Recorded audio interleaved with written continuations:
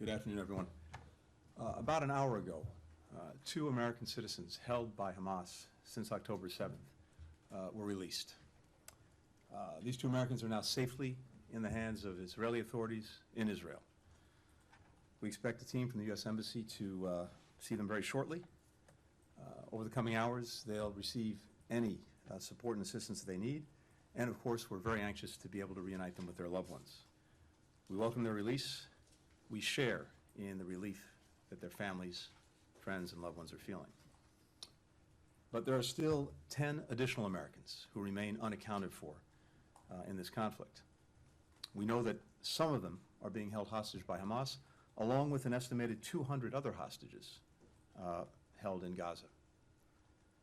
They include men, women, young boys, young girls, elderly people from many nations. Every single one of them should be released.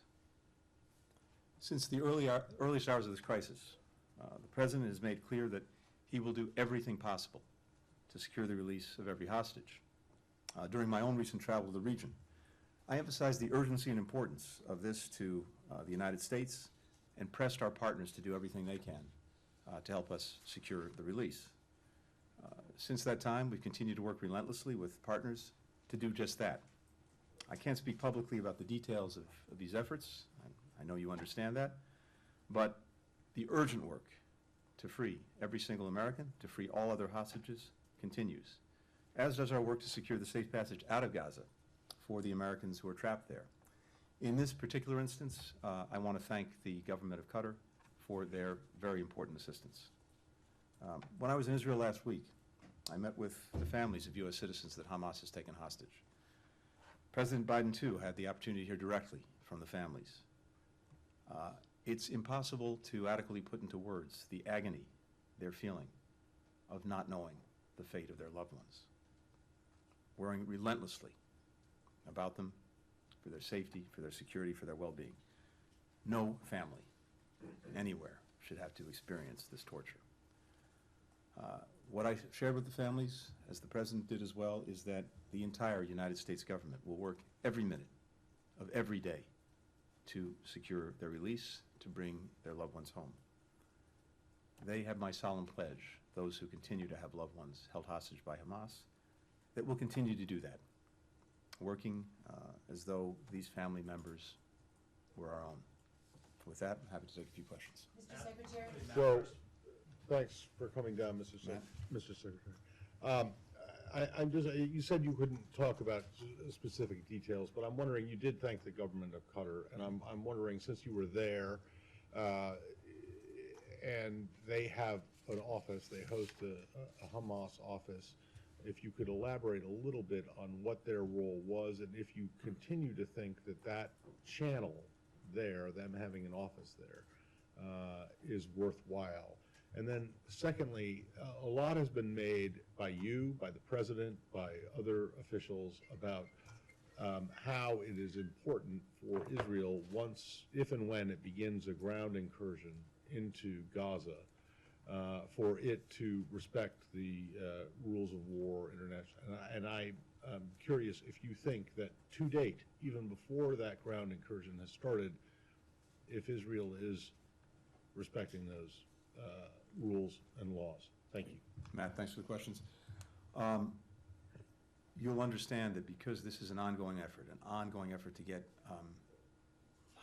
Americans who are hostage in this moment in Gaza out to secure their release, to get them back with their families, I really can't go into any details about what we're doing, how we're doing it. And all I can say with regard to Qatar is, in this instance, we very much appreciate their assistance. Beyond that, I really can't say, because again, we want to focus on making sure that we're getting those who remain hostage back home and with their loved ones. That's the single most important thing.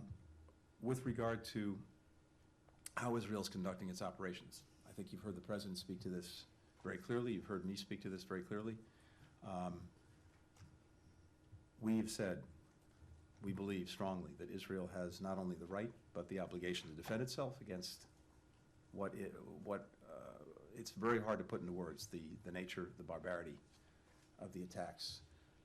And they really do have the obligation to defend themselves against it, to do whatever they can to try to make sure that this doesn't happen again. But we've been very clear as well that the way Israel does this matters, and in particular, it's important that operations be conducted in accordance with international law, humanitarian law, the law of war, as applicable, and that everything be done to minimize the loss of civilian life. And we continue to focus on that, just as we're also focusing on getting assistance into people in Gaza who need it. There will be plenty of time to make assessments about how these operations were conducted, but I can just say for the part of the United States that this continues to be important to us. And again, it's what distinguishes us, distinguishes Israel from terrorist groups like Hamas, which not only have absolutely no concern for innocent human life, they intentionally use innocent human lives to hide behind, to use as, quite literally, as human shields, knowing that civilians invariably are going to suffer in conflict. Thanks.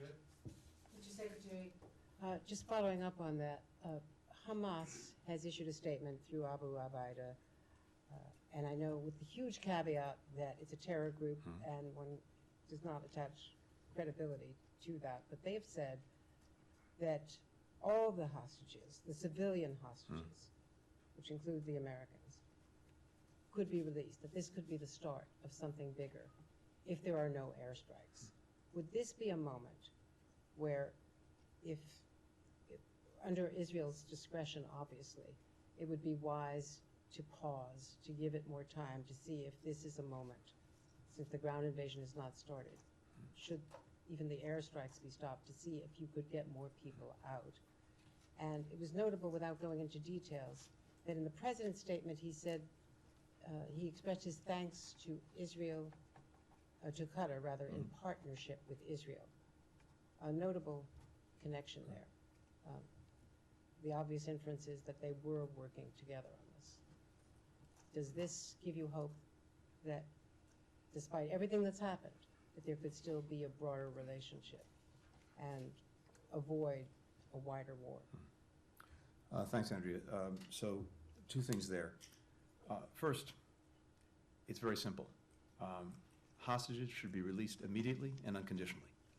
That's been our position from day one. It remains our position.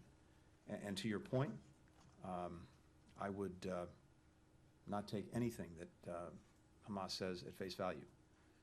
I'm not sure anyone in this room would take at face value or report something that ISIS had said. Same applies to Hamas. Our position is clear. Every hostage needs to be released, and needs to be released now.